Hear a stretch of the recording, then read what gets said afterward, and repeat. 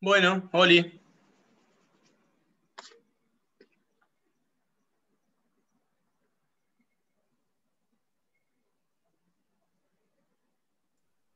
Hola Bruno, ¿cómo andás? hola, ¿cómo les va? ¿Bien?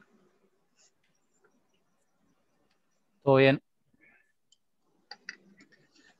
Bueno, eh, vamos a aguantar un cachito a que entre gente y, y arrancamos.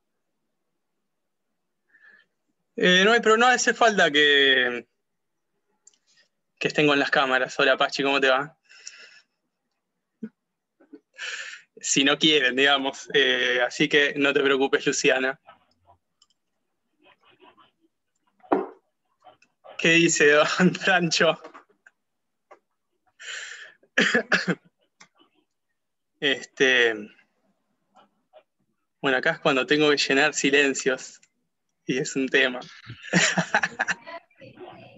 Auspicia este taller Sí, sí, hay que pasar el chivos. árbitro removió la realidad. Una vez fui a un congreso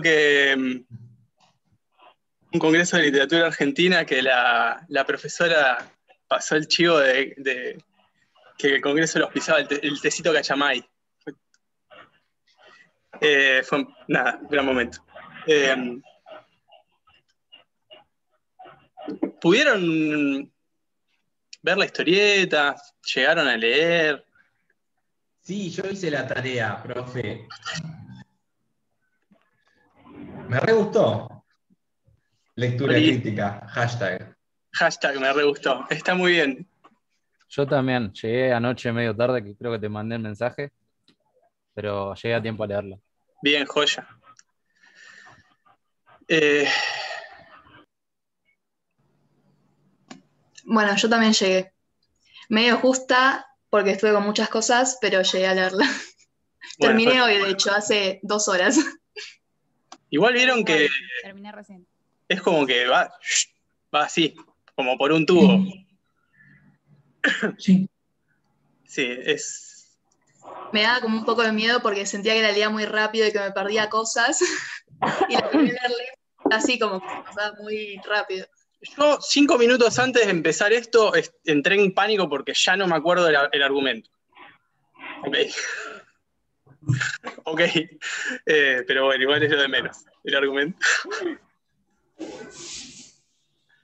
Así que bueno. Eh, bueno, ya no sé cuántos somos. Vamos a esperar un cachito más que había como 40 y pico de inscriptes. Así que no sé, igual yo no creo que vengan, que puedan participar pero bueno.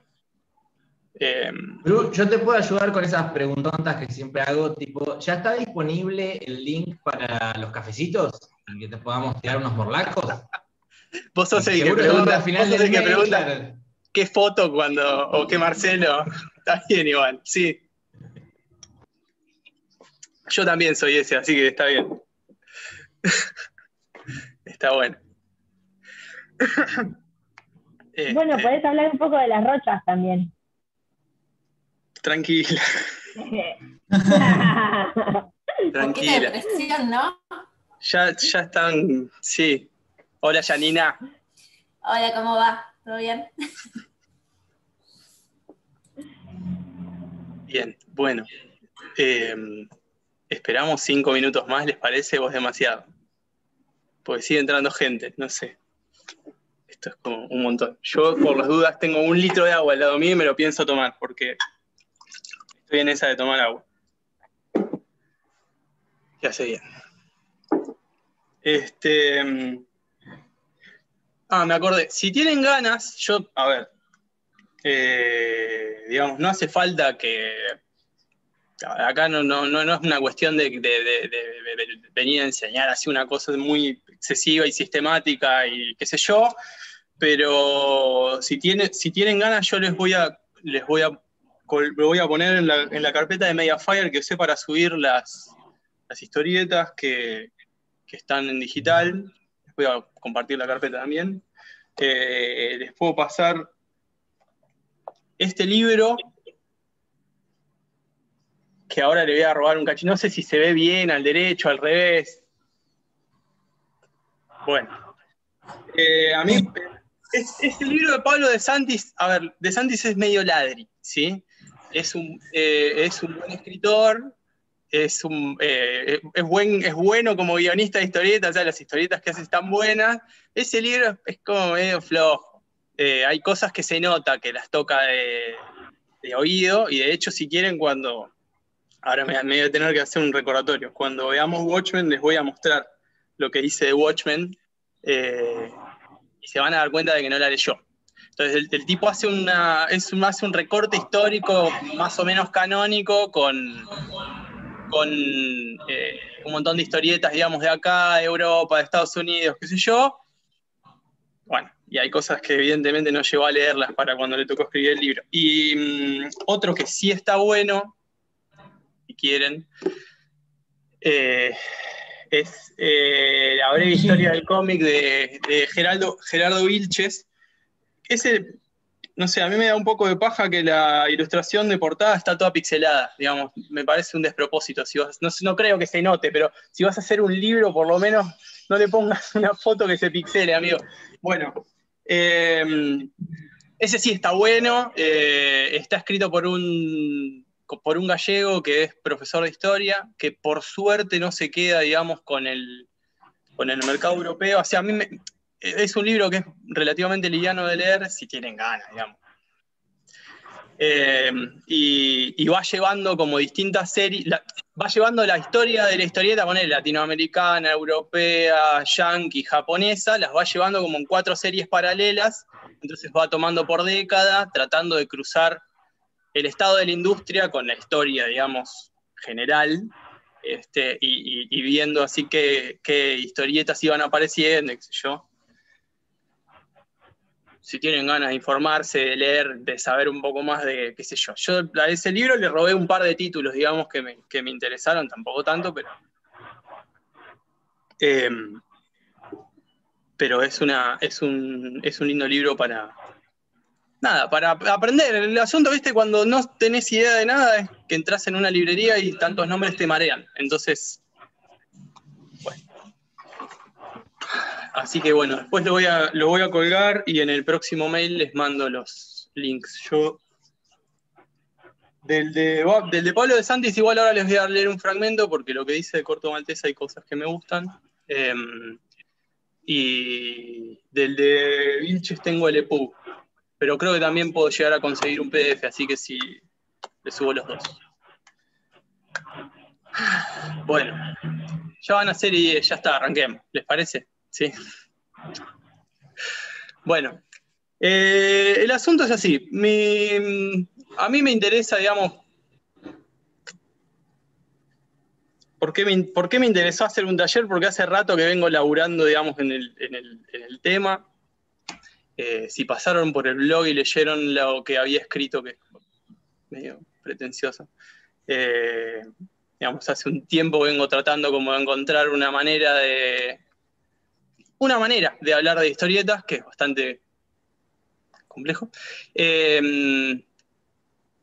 Estudié letras, no me sirvió para hablar de historietas, o así, pero más o menos.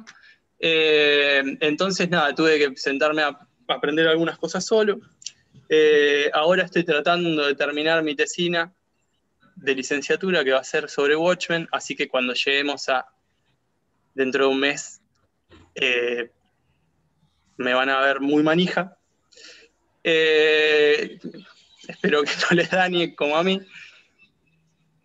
Desde hace un tiempo ya largo, como 11 años, la Facultad de Humanidades de la Universidad de La Plata, coordinamos con la señora Facunda Saxe, que está acá presente entre los invitados, coordinamos un grupo de lectura de historietas con el que, digamos, hicimos un chiste y quedó, y terminamos haciendo 3 congresos de historietas, así que, como, bueno, qué sé yo, cosas que pasan, porque en realidad arrancó como un chiste y todo.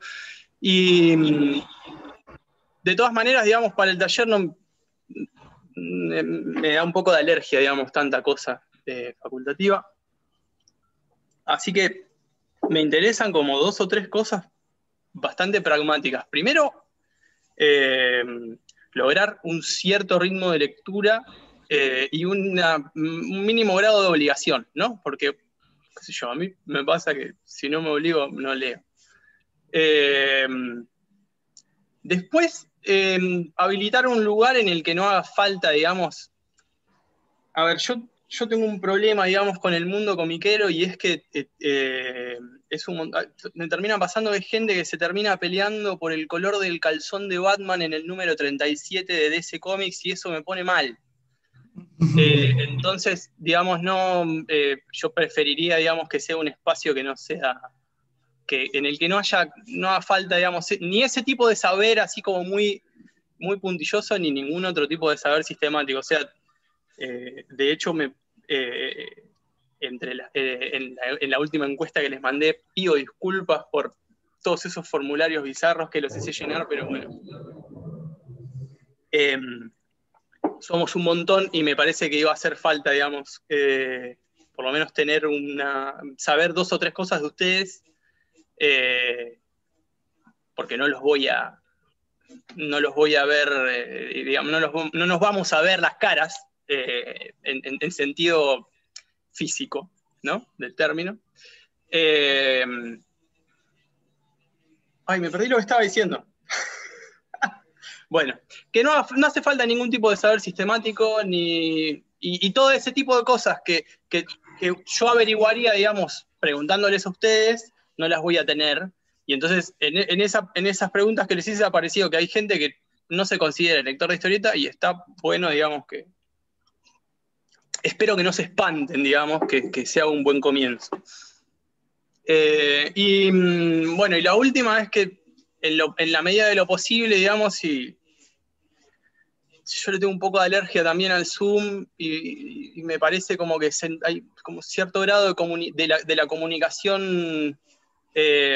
comunicación hablada que se pierde, porque nada, con 4 o 5 personas en una misma habitación podemos hablar las 4 personas a la vez, y por ahí hasta nos entendemos y nos contestamos los 4 en 4 conversaciones distintas, ¿no?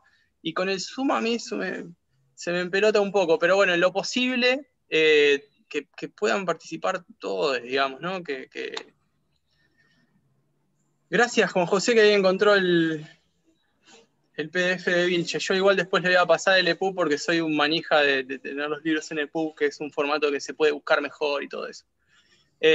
Y para el que preguntó, para Luciana, que preguntó por el libro de Pablo De Santis, se llama La historieta en la edad de la razón. De todas maneras, De Santis escribió, creo que su tesina de licenciatura, él es profesor o licenciada en letras por la UBA, una cosa así, su tesina de licenciatura sobre la historieta argentina en los 80, una cosa así. Ese no lo tengo, se puede buscar, qué sé yo. Bueno, como somos un montón, digamos, por una cuestión organizativa, hay algo que ya pasó, digamos, de hecho, pero es que tratemos de usar el chat, digamos, mientras el que dense hablando soy yo, y que igual en algún momento no voy a alargar la manija, y que en lo posible también, que si hay disenso, que sea en términos cordiales, ¿no? No me obliguen a tener que ponerme en policía. Nada más, digamos, eso como básico, fundamental. Bueno, a ver, a mí me interesa, digamos, en el taller para pensar las historietas, digamos, que es como la búsqueda que les venía diciendo que me guía. Primero, la dificultad de hablarlas, digamos, porque ahora va a pasar, digamos, con Corto Maltés, por ejemplo. Vieron que yo les decía que me olvidé del argumento. Digamos, si nos pusiéramos a hablar de Corto Maltés ahora en el aire, probablemente retomaríamos el argumento, y me parece que la parte placentera de Corto Maltés capaz va por otro lado, ¿no? Entonces, ahí hay algo, digamos, una cuestión de cierta complejidad que vamos a tratar de... Para esto sí sirve tener el Zoom, digamos, porque les voy a poder mostrar imágenes. capaz no tantas como quisiera, pero les voy a poder mostrar cosas y no sé, las vamos a poder mirar todos juntos. Entonces, bueno, como la idea es tratar de darle la importancia, digamos, a la imagen, también me parece que es importante pensar las cuestiones materiales que están involucradas o entremezcladas en una sola historieta, digamos, ¿no? Entonces, bueno, ahí hay que pensar un poco. ¿Y cuáles son las condiciones de producción de esa historieta? ¿Cuáles son las condiciones de circulación, de recepción? Ahí ya nos vamos un poco de tema, pero igual a mí me importa, digamos, como tratar de reponer esas cosas. Capaz que después todo eso queda almacenado en algún cajón perdido de la memoria, pero hay datos que me parecieron interesantes, por lo menos para traer... Hay alguien cortando el pasto. Es increíble esto. Bueno, datos que me parecieron interesantes para reponer de Corto Maltés, de Prat, de cómo apareció, digamos, de cómo fue posible Corto Maltés. Entonces, digamos, hay una cuestión que me parece importante como para arrancar y para arrastrar, digamos, al resto de las historietas que vamos a leer y el resto, ¿no? Las de nuestro programa de lecturas, por supuesto, pero como para hacerse insistentemente una pregunta y tratar de, en el momento en el que nos sentamos a leer, como decir, bueno, acá, ¿qué hay acá? La pregunta es ver cómo es que una historieta ocupa una página, ¿no? Porque en definitiva, si hay algo que la historieta o algo que la historieta hace, es ocupar, distribuir en una página una serie de cosas, digamos. Para la gente que le gusta la literatura, es algo que se dieron cuenta los poetas vanguardistas, ¿no? Cuando ponían amanece arriba de la página y después te dejan un blanco enorme y abajo te ponen, no sé, me tropecé. Por decir una cosa, ¿no? Que también tiene lógica de poesía vanguardista. Entonces, bueno, ver, digamos, qué efectos o qué nos pasa cuando en una historieta aparece algo en la viñeta primera o en la viñeta última, o cómo están distribuidas esas viñetas, o cómo están distribuidos los elementos adentro de la viñeta. Eso lo podemos llegar a charlar, digamos, acá. Es una pregunta, digamos, que yo les propongo ahora para hacernos todes cuando leamos, pero que de todas maneras, digamos, me van a escuchar insistentemente decir que lo que distingue a la historieta, digamos, es convertir el tiempo en espacio, que es una frase que leí hace poco y como que me reflashó y me gusta. Me gusta porque, digamos, porque cuando la historieta cuando una historieta cualquiera está ocupando una página, hay por lo menos 3 temporalidades que se están como entremezclando, ¿no? De entrada, si la historieta cuenta una historia, tenés el argumento, digamos, la historia que cuenta esa historieta. Después, digamos, en términos de cómo están dispuestos esos los núcleos narrativos, digamos, si quieren decirle, o cómo están mostradas las escenas de la historieta, eso también, digamos, tiene un tiempo y una cadencia, ¿no? Hay como uno puede contar, hay una escena muy buena que es cuando el Guasón lo mata a fierrazos a Robin, en una historieta del 80. Sí. Me gusta mucho decir fierrazos, así que... y la escena está muy buena, digamos, porque no es que el Guasón le pega un fierrazo y ya está, digamos, no te muestra, no lo resuelve con 2 viñetas, la cuestión es como insistente, entonces hay un machacar ahí, bueno, esa distribución también es interesante. Y después también la otra temporalidad que se cruza es la temporalidad de la lectura, digamos, la que nos involucra a nosotros. Entonces, nada, tratar de encarar la lectura de una historieta pensando, digamos, que hubo una persona que se puso a ver cómo hacía los cuadraditos y metía los dibujitos adentro para ver cómo a nosotros nos afectan una serie de cosas ahí, así que bueno. Yo me voy a encargar de repetirlas hasta el hartazgo, todo eso, así que por lo menos cada 15 días lo van a escuchar una vez. Pero bueno, digamos, volviendo a esto que yo les decía hoy, que por ahí es como un exceso de... Puede ser un exceso de erudición o puede que no, pero tratar de traer las condiciones materiales de producción, digamos, de circulación, de recepción de una historieta, ahí nos podemos preguntar, digamos, ¿quién la hizo? ¿No? Capaz si sabemos cómo era el estado del mercado para el que hizo esa historieta, digamos. Hay cosas que no sé, digamos, ahí, de la historieta italiana del 60, fui y leí, y bueno, y hay 2 o 3 cosas que me parecieron interesantes como para traer y contarles, digamos. Y después ver si tiene sentido, si tiene sentido vincular con qué tradiciones dialoga la historieta, y no necesariamente tradiciones de historieta, eso por supuesto, qué sé yo, pero también pueden estar dialogando con obras de la literatura, el cine. Yo soy muy ignorante del cine, así que si ustedes se dan cuenta de que hay algo dando vueltas ahí, me dicen, porque yo realmente soy un cero con el cine, pero en general hay un momento de la historieta entre el 70 y el 80 en el que el cine tiene como una importancia bastante grande para volver a pensar el medio, y entonces, digamos, tiene una relevancia ahí. O no sé, o pensar qué tradiciones narrativas en general, digamos, ¿no? Pensando en que, no sé, el policial, por ejemplo, no es un género exclusivamente literario, entonces, bueno. Y bueno, y como la última, digamos, el último eslabón de todo eso, que igualmente sería lo más importante en el contexto del taller, es qué nos dice la historieta a nosotros, como lectores argentinos, atravesados por un cuerpo, digamos, del siglo XXI. Así que bueno. Entonces, a ver, yo les había mandado ahí unas preguntontas. ¿Qué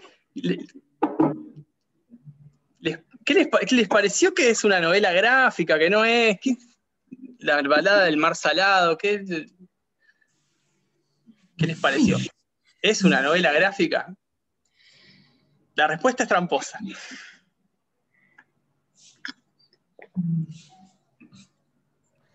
Bueno, pero ¿qué entendemos por novela gráfica? Esa es la pregunta. Esa es la pregunta. ¿Qué entendemos por novela gráfica? Sí. Sí. Porque hay un tema, digamos, con esto de la novela gráfica. Acá hace unos años se peleaban, se mataban, tipo en 2006, 2007, había un par que estaban subidos al bondi de la novela gráfica y estaban flasheando un grado de vanguardia que está bien, pero como posicionamiento, digamos, adentro del campo, si querés hacerte el loco, está bueno, pero bueno, hay que bajar un cambio y tratar, no sé, a mí me parece que pensarlo de otra manera. Igual, ¿qué vamos a decir de que es una novela gráfica? Digamos, una novela gráfica es una historieta que está, digamos, publicada dentro de 2 tapas y cuenta una historia que se resuelve más o menos entre esas 2 tapas.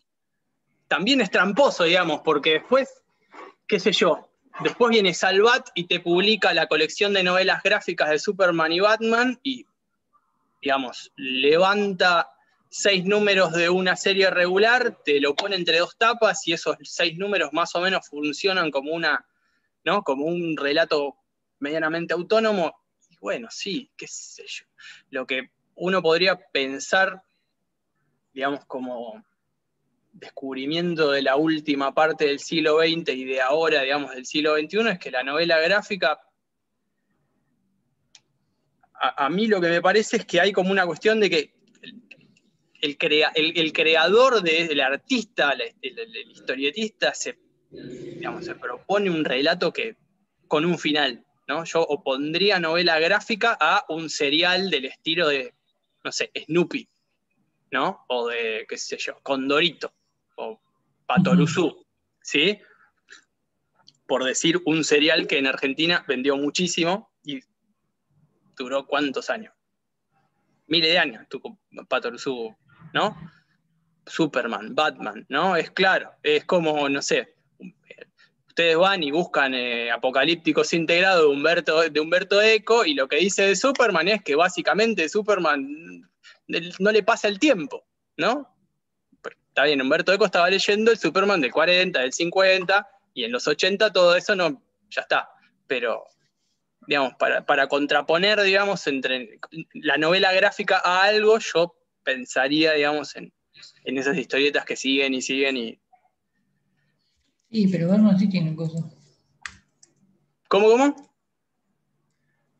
Eh, ¿Que Batman qué?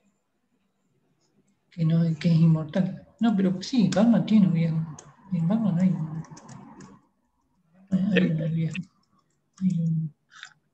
Lo que pasa es que nosotros a ver, ya nos vamos de tema, pero pensando como lectores, ya pasó, digamos, la etapa en la que la industria de la historieta buscaba deliberadamente hacer este tipo de personajes, que era encontrar un personaje, encontrarle un repertorio de personajes alrededor y darle lo que durara, ¿no? Como, no sé, María la del Barrio, se muere la mejor mala de María la del Barrio, la resucitamos para que siga María la del Barrio. Bueno, lo mismo pasaba con las historietas, digamos, ahí hay una lógica, la lógica del serial no es exclusiva de la historieta. A partir de los 80 lo que empezó a pasar es que los tipos que hacían historietas, y sobre todo los que las vendían, se dieron cuenta de que matar a los personajes icónicos generaba cosas en la gente. De todas maneras es algo que la historieta ya sabía, ¿no? Porque hace poco me enteré que el autor de Terry y los Piratas, creo que era, una vez mató a un personaje muy querido y le llegaron como 30.000 cartas con amenazas de muerte, digamos. Todavía no existía Twitter. Y había gente que ya amenazaba así en masa a alguien. Pero bueno, quiero decir, la muerte de los personajes ya era algo que suscitaba cosas en el público. Claro, lo de Conan Doyle también está. Y ahí Ale dice que es una historia autoconclusiva cerrada que no necesita toda la historia en la serie de arcos narrativos previos para funcionar como historia, para ser comprensible y disfrutable. Sí. Sí. O sea, en realidad en la novela gráfica lo que uno sabe es que va a terminar. Capaz que es como el rasgo distintivo, ¿no? Bueno. Entonces ahí hay un problema, digamos, porque a mí me da la impresión de que si bien uno sabe que después Corto Maltés fue un personaje, digamos, que tuvo una serie de historietas que vinieron después, cada historieta cuenta una aventura de Corto Maltés, pero es como un relato así, medio autónomo. Yo no sé si decir que es una novela gráfica, pero sí probablemente sea algo que esté ahí como de precursor de la novela gráfica, ¿no? También pensando que, qué sé yo, la categoría la inventan unos años después, pero no importa, digamos, uno puede decir, bueno, El Eternauta es una novela gráfica, y sí, y Oesterheld empezó a escribirla y creo que en algún momento se dio cuenta de que la tenía que terminar y la terminó, digamos, con El Eternauta pasa. Así que bueno,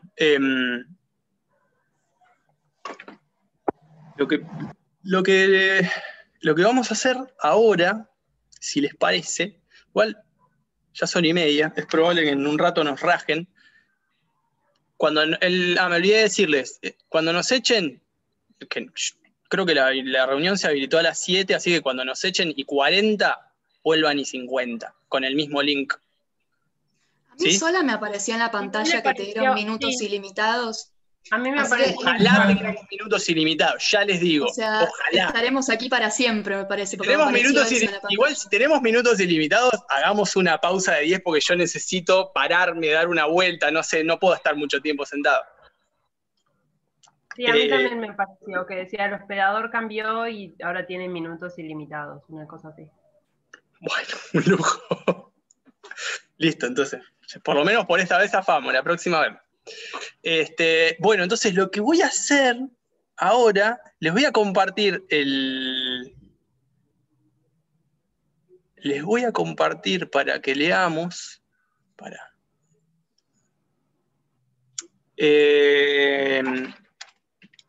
Un fragmentito del libro de Pablo de Santis. Les comparto para que ustedes lo puedan seguir con la mirada, digamos, yo se los leo en voz alta, porque tiene, si bien, como les digo, de Santis puede ser medio chori,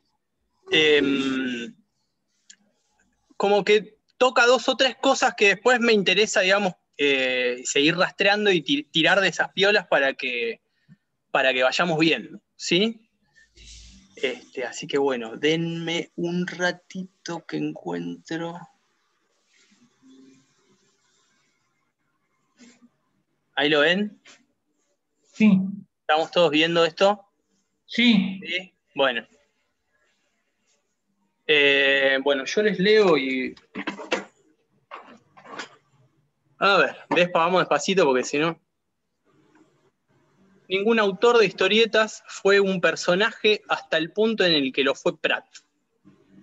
Sus historietas son dominadas por la invención. Tientan, sin embargo, a que se las lea como un cuaderno de bitácora de las vidas y las navegaciones de su autor. Es una trampa. El secreto de la narración de aventuras no es lo vivido, sino la nostalgia por lo que nunca se vivió. En Pratt hay barcos, explosiones, naufragios, pero la verdadera aventura está en las relaciones entre los personajes. Construye historias en torno a centros vacíos, como la enigmática relación entre Corto y Rasputín, o El rostro del monje, o tantas otras historias calladas de las que nos llegan, como en un naufragio, unos pocos fragmentos. Corto Maltés es una historieta célebre por lo que sus personajes, todos charlatanes, dicen, pero también por sus silencios. Los globos desaparecen, los personajes se miran, entendemos. Pratt nació en Rimini en el 27, se crió en Venecia, patria del Corto Maltés, y estudió en Etiopía. Le fueron familiares nombres exóticos. Supo que no hay como las palabras lejanas, sobre todo si están escritas en un mapa, para convocar a la imaginación. Tenía 14 años cuando su padre lo anotó como policía colonial. Jactaba de haber sido el soldado más joven de Mussolini. Tomá. De regreso a Venecia, comenzó a hacer historietas. Junto con un grupo de dibujantes, vino a la Argentina en busca del oro escondido de la editorial Abril. Conoció a Oesterheld, para quien dibujó Ernie Pike, Sargento Kirk y Ticonderoga. Sus personajes posteriores le deben a Oesterheld la amistad como rito, el individualismo, la falta de maniqueísmos. En 1967, en la recién estrenada revista Sargento Kirk, comienza a publicarse La balada del mar salado, donde nace Corto Maltés. Entra a escena navegando, pero atado en cruz sobre unos troncos, castigado a morir abrazado por el sol y la sed. Rasputín, su enemigo, su cómplice, su mitad oscura, lo salva y lo conduce a la isla escondida, donde vive un pirata llamado el Monje, jefe de ambos.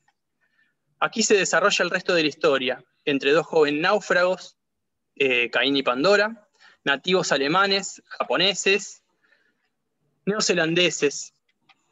No sabemos quiénes son los buenos y quiénes los malos, las banderas nos sirven para guiarnos. Odiamos a algún personaje que luego se redime, cada situación, parece decirnos Pratt, nos plantea un marco ético particular. No hay decisión ética que se despliegue en el vacío. Pratt se priva de la cómoda costumbre de hacer aparecer a los alemanes de la Primera Guerra como si todos ellos fueran los SS de la Segunda. El comienzo es áspero e irónico, en el final no hay más que melancolía. De aquí en más, el corto volverá en historias largas como La Casa Dorada de Samarcanda, Cato Zulú, Las Helvéticas e Historias Breves. En la balada, Corto le dice a Pandora que le recuerda a las chicas que trabajaban en la casa de la Parda Flora en Buenos Aires. Le recuerda a ellas porque no se parece a ninguna. En su última historieta, el Corto vuelve a Buenos Aires y sabemos que el recuerdo sigue allí. A través de estas coincidencias va construyéndose la coherencia de una vida. Escribió también, a partir de 1969, Los Escorpiones del Desierto. En sus últimos años, además de redactar guiones para Manara, para Milo Manara, hay que decirlo con todas las letras, que es un gran dibujante italiano, escribió una novela en la que volvió a la Argentina, Vientos de Tierras Lejanas. Prat, las formas no cierran. Su dibujo es una escritura-dibujo que acusa el movimiento de la mano y, por así decirlo, la ondulación de la nave. Hay urgencia, hay una taquigrafía apurada por traducir al papel el idioma de lo vivido y aquel otro, la nostalgia de lo que no se ha podido vivir. Además de la aventura presente, asistimos a una explosión de historias anteriores, como si lo que nos mostrara no fuera más que un fragmento de una inabarcable totalidad. El relato es una trampa para acechar otros relatos. Corto no es un héroe tradicional. En el primer episodio, su ambigüedad moral es manifiesta. Sin embargo, comienza a dibujar una moral propia, una fidelidad a sí mismo y hacia los otros, una oscura aceptación del desorden del mundo. Se construye a sí mismo en cada episodio. Dice en la balada: cuando era niño me di cuenta de que me faltaba en la mano la línea de la fortuna. Entonces tomé la navaja de afeitar de mi padre y ¡zas! Me hice una a mi gusto.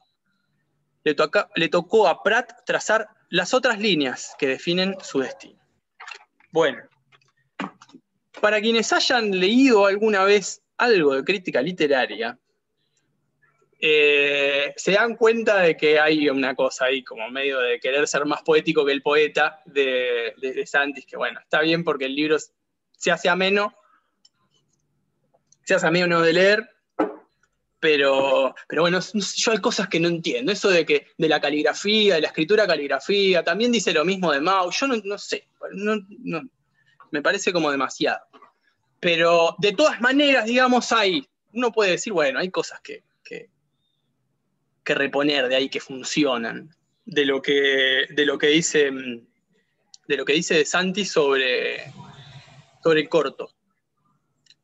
Primero que nada, me parece importante, digamos, que el tipo, parece que Corto Maltés es un tipo muy viajado, evidentemente, ¿no? Corto Maltés, Hugo Pratt. Sí, es un italiano, nació en un lugar, estudió en otro, lo criaron en otro y después vino a trabajar a la Argentina. Esa parte me interesa a mí, digamos, básicamente porque se vincula, digamos, con la historia grande de la historieta argentina, Prat. O sea, Prat estuvo en el 50 cuando Hora Cero Semanal vendía chorrada de número por semana. Patorucito en el 50 estaba vendiendo 40.000 ejemplares de un número semanal. O sea, los números que manejaba la historieta argentina entre el 30 y el 50, digamos, en el 50 sobre todo, qué sé yo, uno puede decir que la sustitución de importaciones y toda esta, no sé, yo de historia y de peronismo mucho no me manejo, pero entiendo que en ese momento, digamos, funcionaba, hubo una inyección importante la industria cultural argentina se estaba renovando, básicamente porque no podía contar con lo de afuera. Porque lo de afuera también estaba hecho pelota, digamos, después de la Segunda Guerra Mundial quedó todo muy mal, digamos, probablemente por eso es que Prat se viniera para acá. Bendecidos por el cartel de que no se va a cortar, totalmente. Bueno, perdón. Denme un segundo.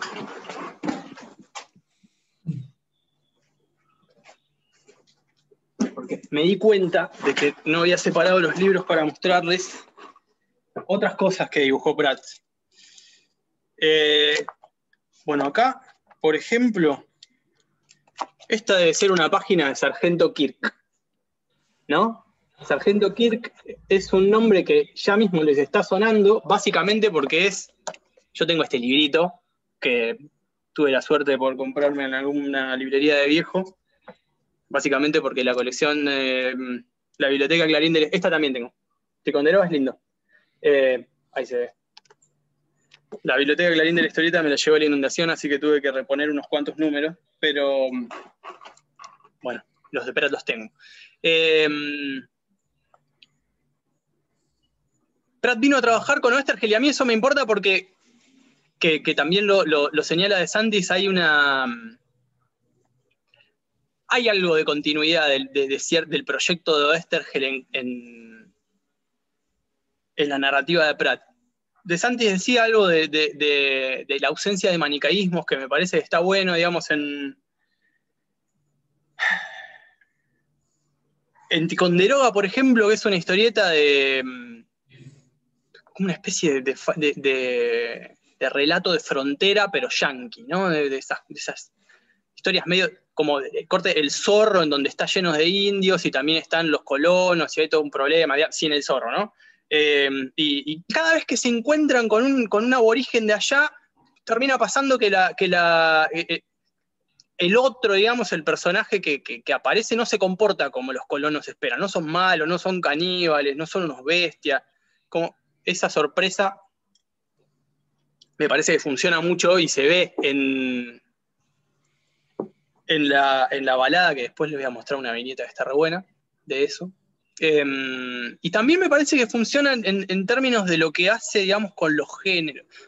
Yo pensaba, ¿no? La balada del Mar Salado probablemente uno pueda decir que es una historieta de aventuras o por lo menos de piratas, ¿no? Eso se refieren a varios personajes como de piratas. Sin embargo, digamos, ya de entrada Prat ubica la historia no en el siglo, qué sé yo, ¿de cuándo es Barbarroja? ¿El siglo XVII? No sé, no en el siglo XVII, sino a principios del siglo XX. Entonces ahí ya hay una vuelta que hace que desde la imagen nos traicione algunas expectativas. Y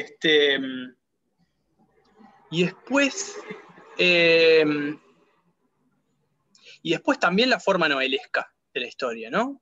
Como, bueno, la balada del Mar Salado empieza y en algún momento va a terminar. Y hay como un sentido de conclusión. Bueno, está bien que Corto Maltés se va, ¿no? Como para seguir siendo protagonista de su historieta, pero hay como un sentido de conclusión ahí. Así que bueno, eso por un lado, y por otro lado, digamos, está el dato, digamos, de que el tipo cuando se vuelve a Italia, no se conoce, la revista Sargento Kirk, que es donde termina saliendo la balada, la crean él, un millonario, no me acuerdo, un tipo que tenía mucha plata y quería hacer una inversión en cultura, no me acuerdo del apellido ahora, no me acuerdo también tampoco me acuerdo por qué era millonario, pero eso creo que no lo leí, y ponen a un director de una revista de crítica de cine como editor de la revista. Y parece que el proyecto de la revista tenía como cierta cosa medio piripipí. Me parece que era un poquito más cara que hay que decir que la historieta italiana, digamos, es como una de las tradiciones fuertes de historieta del mundo, que ya tenían varios personajes como icónicos. Hay uno que se llama Diabolic, con K al final, que me parece que ya estaba, si no estaba inventado para cuando Prat hizo la balada, lo estaban por inventar. Bueno, ahí hay una serie de personajes como muy importantes de la historieta italiana que... Pero estaba muy como atada a la serialidad. O sea, Diabolic es como, no sé, tipo que está vestido de ninja, no me acuerdo, yo no leí ninguna historieta, me acuerdo de haber visto portadas del personaje ese, un serial larguísimo, creo que se sigue publicando todavía hoy, digamos, Diabolic. Entonces, hacen la revista esta, Sargento Kirk, para publicar Sargento Kirk, que es una historieta de la que probablemente Prat se haya quedado con los originales, ¿no? Que era una historieta que tenía como una cosa así es una historieta, es un relato enmarcado en la guerra, no me acuerdo si la de secesión, Sargento Kirk, y tiene ahí una cosa como cierto humanismo y una especie de de moralidad muy llena de grises, digamos, porque en la guerra hay una serie de situaciones que ojalá nunca tengamos que vivir, pero parece que son bastante complejas.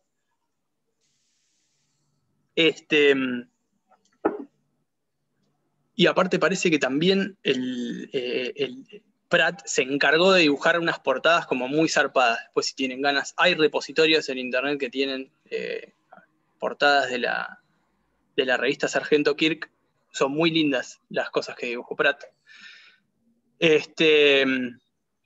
Entonces, bueno, digamos que ya de entrada, digamos, el proyecto en el que se publica la balada, el proyecto estético de la revista en el que se publica la balada tiene como una cosa así de ciertas aspiraciones, y entonces ahí como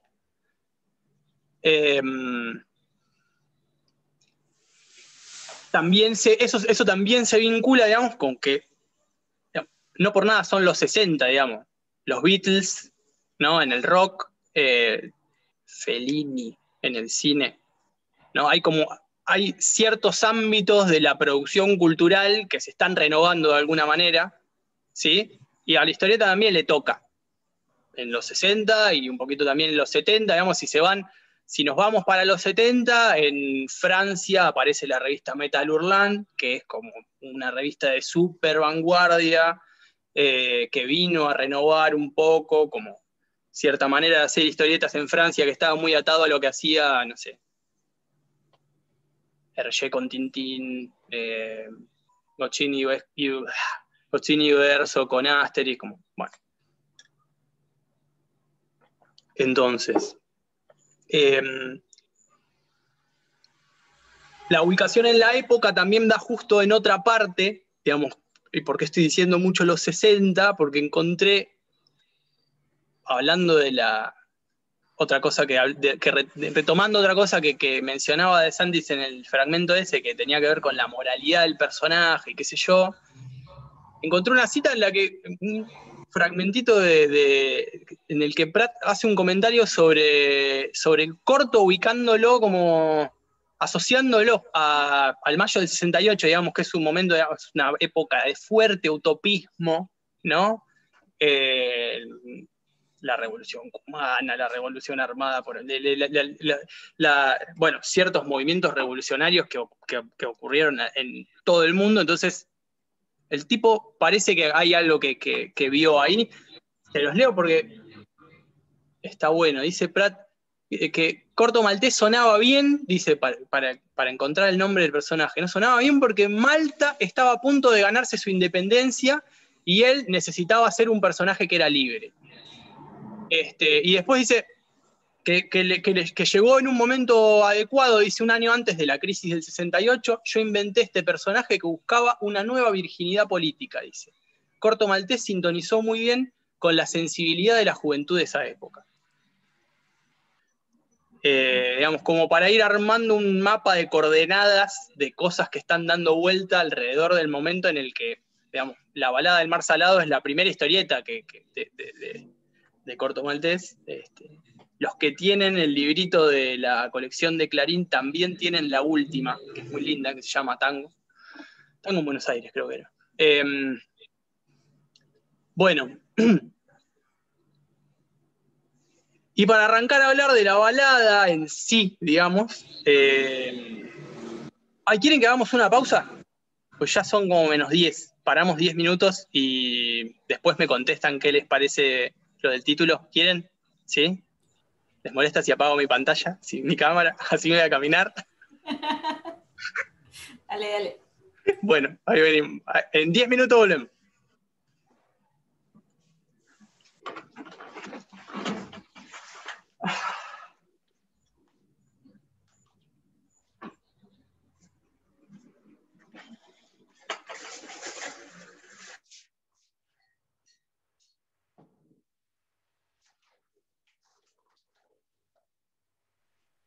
Hola, Yani.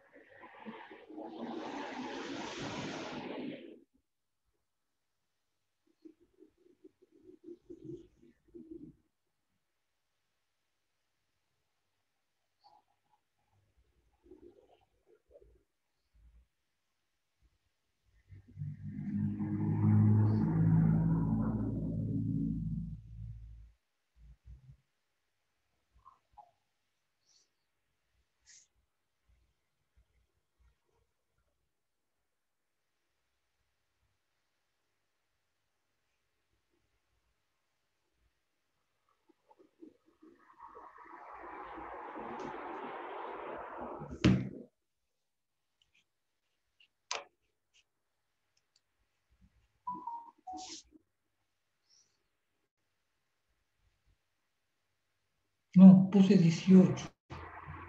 De 18 a 22.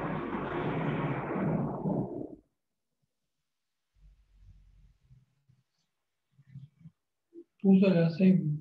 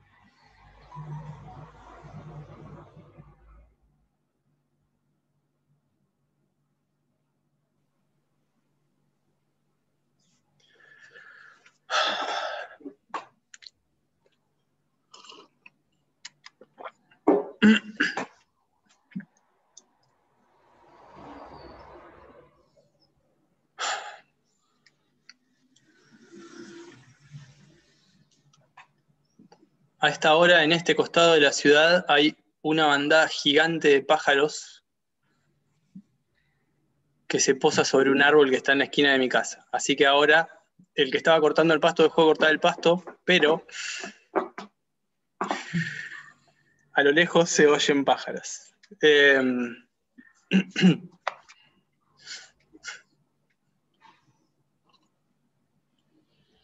Bueno.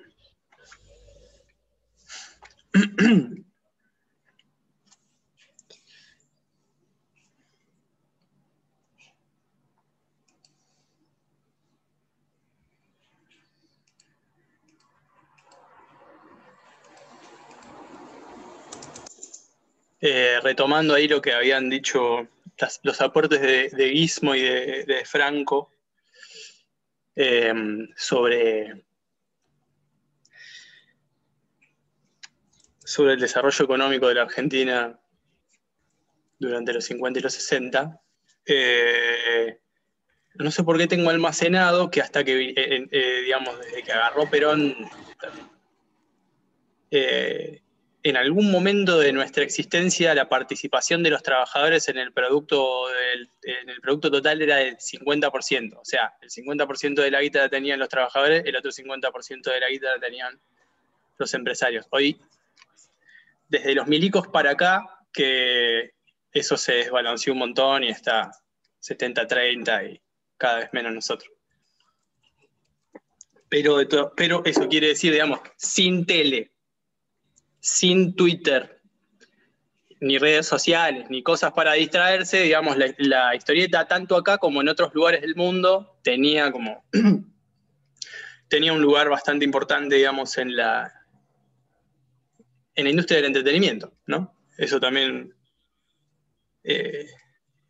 explica, digamos, los números desaforados de publicación que se manejaban en Yanquilandia también, eran como... vendían 1 millón de copias por mes de cosas, no sé. Es realmente una locura. Bueno. Vamos, ¿seguimos un poquito?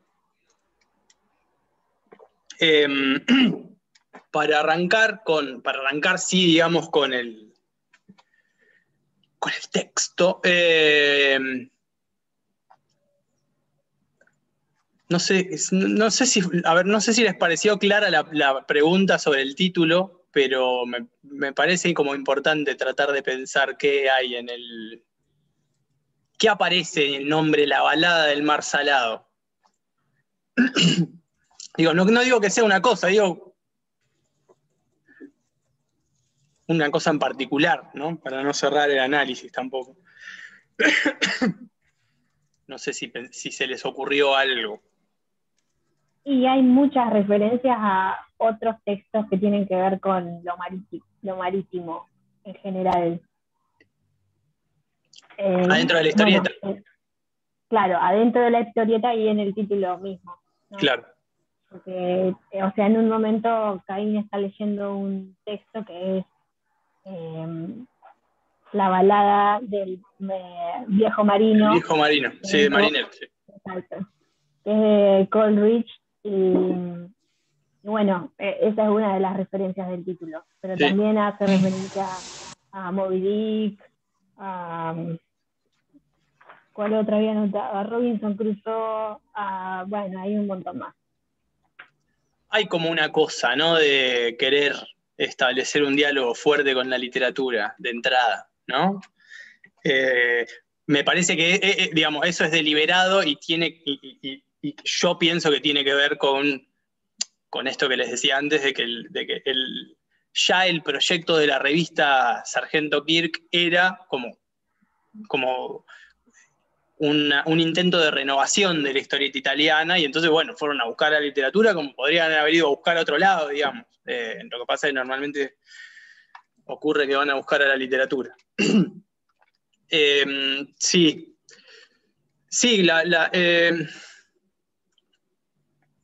o sea, habla de una balada, digamos. Una balada es una forma poética. Hay un problema de traducción ahí, de traducción entre una balada y una historieta. ¿Cómo rimás? como, bueno, qué sé yo, pero... Entonces, a ver, a mí de acá lo que me importa más que, digamos, de todo esto es como connotar que hay una relación entre esta historieta y por lo menos una constelación de obras de cierta literatura clásica de cierto prestigio, ¿sí? Como un posicionamiento, decir, bueno, yo me pongo en el trencito, yo me pongo en la fila de estos textos, ¿no? Y entonces vamos con Samuel Coleridge, Stevenson, Melville, ¿no? Que son la tradición de literatura de gente que anda por el mar, digamos, desde la Odisea para acá, es importante, ¿no? Sí. Entonces, bueno, a ver, porque yo la viñetita de la... Denme un segundo, que la tengo acá. Okay. Pero, literatura, acá está. Bueno, ahí les voy a compartir para...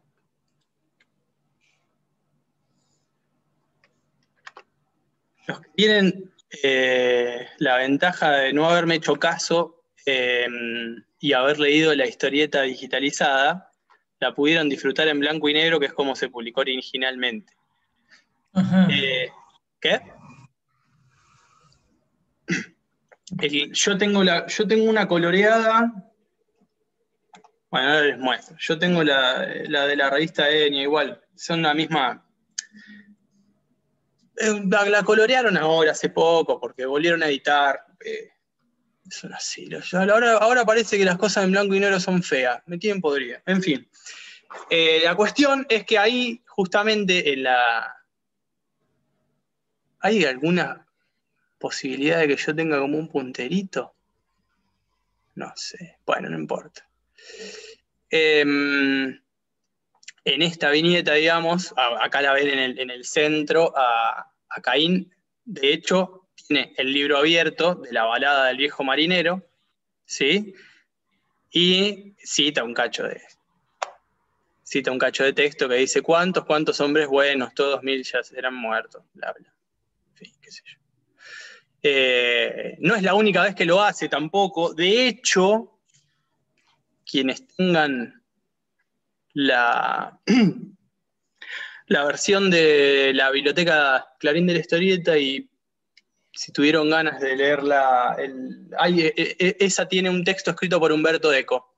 Un texto medio canchero, pero que Umberto Eco lo que arranca haciendo es como sacarle la ficha a que todos los personajes leen algo. Dice, bueno, hay un montón de personajes que saben un montón, incluso parece que Pratt supiera un montón de literatura. ¿Cómo puede ser Umberto Eco? ¿No? Es como, en ese grado de escándalo está, porque dice, no, o sea, hace una observación que me gusta, dice, bueno, dice, Cráneo, que trabajó no me acuerdo, trabajó para un letrado, para un abogado, una cosa así, ponele, ¿no?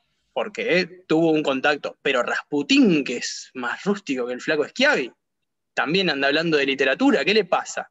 ¿No? Como, ahí lo que hace Umberto Eco a lo largo de todo ese texto es decir, bueno, no le crean tanto a Pratt, que no sabe tanto de literatura como yo, ¿no? Porque de hecho dice, no, bueno, porque está tal libro que tiene los mapas, pero si tuviera bien leído los mapas, entonces, bueno, participa Talía de la reunión. El artículo de Umberto Eco, si quieren se los paso, porque está en internet, es como medio canchero, pero tiene como ese detalle que me gusta, de que todos los personajes hablan de literatura, digamos, sin importar, en ese sentido es como que no hay mucha diferencia todos más o menos han leído, es buenísimo. Bueno, que igual está bien, digamos, que le vamos a andar contando las costillas. Así que bueno, nada, sigo insistiendo en que para mí todo esto, más allá de romper, digamos, cierto grado de verosimilitud que quiere construir la historieta y qué sé yo, me parece que tiene más que ver con acomodar y posicionar a la historieta adentro de una saga de textos más o menos prestigiosos. Le salió, digamos, porque después lo terminó leyendo Umberto Eco a la larga. Bueno, para ir arrancando a pensar, por ejemplo, ¿qué hace la balada del mar salado a nivel visual? No, porque es una historieta, a ver, uno diría, pareciera querer intentar cierto grado de realismo, después tengo 2 o 3 cosas para decir al respecto. Por otro lado, a ver, ya de entrada, el narrador es el océano, ¿no? Eso es como bien puntual. El narrador es el océano, es como cuando una historia te la narra un muerto. Bueno, pero no importa, digamos, sirve. Para abonar a ese cierto grado de verosimilitud, bueno, no dibuja en un estilo muy caricaturesco, ¿no? Yo no sé cómo decirle al dibujo, porque normalmente en la tradición se le dice dibujo realista, es raro. Pero lo podemos contraponer con, no sé, no es Patoruzú, digamos, ¿no? No es, qué sé yo, tampoco es Asterix, si más o menos ubican la gráfica de Asterix. Bueno, también tiene que ver con el estilo de Pratt, la manera de poner las tintas, encima es una historieta en blanco y negro, entonces los que la leímos en color, hay páginas que vienen muy cargadas de tinta para funcionar en color, para mí. Pero bueno, digamos, las anatomías de los personajes son más o menos recuperables, digamos, comparables a las anatomías de las cosas que andan por nuestro mundo. La física de la historieta más o menos funciona como la física de este mundo. Digo más o menos porque yo no sé cuánto resiste una cabaña con 2 personas cagándose a trompadas adentro, ¿no? ¿Recuerdan ese momento en el que se cagan a trompadas Corto y Rasputín y la cabaña se cae a pedazos? Yo no sé, digamos, realmente no sé cómo las hacen esas cabañas. Si no se banca 2 personas rompiéndose la cara. Pero bueno, no importa, igual no me parece que sea un detalle. Acá Ale dice que la edición de Clarín es horrible, cambian el tamaño de las viñetas, el trazo engorda, los textos de diálogo no concuerdan con sí, es un desastre. Es un desastre en general, digamos, es algo que le ha pasado a la biblioteca esa mayormente, que se mandaron un montón de cagadas de edición, pero qué sé yo, también por otro lado recuperaron todo Ticonderoga, no sé. Dios te da, Dios te quita. Bueno, después, otra cosa, por ejemplo, yo hoy, ¿no? Pensando en que podría ser una historieta de aventuras o de piratas, ¿no? Pero eso estaría re bueno, pero ¿no les parece que hablan mucho los personajes? Que es algo que decía de Sandys también, ¿no? Hay momentos, a ver, porque acá lo tengo y se lo voy a compartir. Charlatán. Mirá.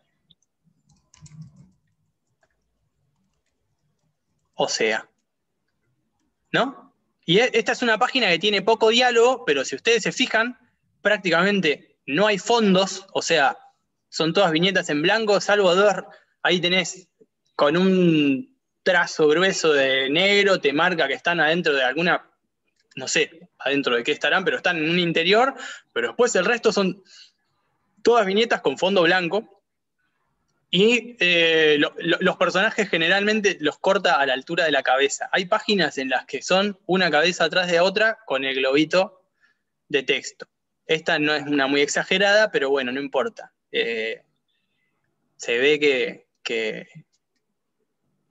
que ahí está, digamos, que charlan un montón los personajes. Incluso hoy estaba volviendo a leer, hay un momento en el que Rasputín aborda un barco y en lugar de ser o sea, si leyeron, voy a volver con voy a volver con Asterix, si le puse Talking Heads a la historieta, porque a la imagen, porque me pareció a mí, pero no solo hablan mucho, sino que son todos súper cancheros para la época. Yo no conozco la época, Cecilia, pero sí es cierto que son re cancheros.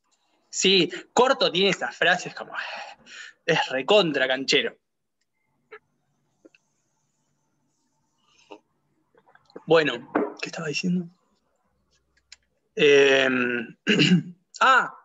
Un momento en el que Rasputín aborda un barco, ¿no? Que lo termina matando al capitán.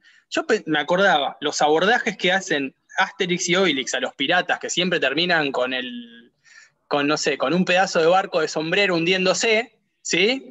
Y viene Rasputín, se sube, hola, sí, los voy a abordar. No puede, ¡pum! Y lo baja de un tiro. Listo. Todo eso en una sola página. ¿Sí? Rasputín le encanta tirar tiros. Bueno, entonces eso por otro lado, ¿no? Los personajes hablan mucho, hablan incluso en escenas en las que son escenas de acción, como esa. Pero por otra parte, también uno podría decir, a ver, que hoy les decía, el narrador en off, cuando mata a Cráneo también, pero pasó en un segundo, sí. Es gracioso que hay muertes re efectivas y otras que los tratan de matar 1000 veces y nada. ¿Qué iba a buscar? Iba a buscar algo. Denme un segundo. Hay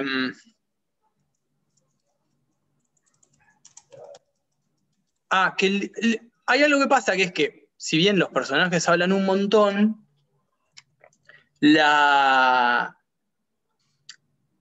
el dibujo, la narración no la soporta, no hay un... Vieron que, hoy les decía que estaba el océano, que en la primera página dice, soy el océano, esta historia, qué sé yo, pero después no aparece recurrentemente el océano como narrador, cosa que en otras historietas puede llegar a pasar, qué sé yo. Si ustedes leyeron, no sé, algo del Batman del 40, ¿sí?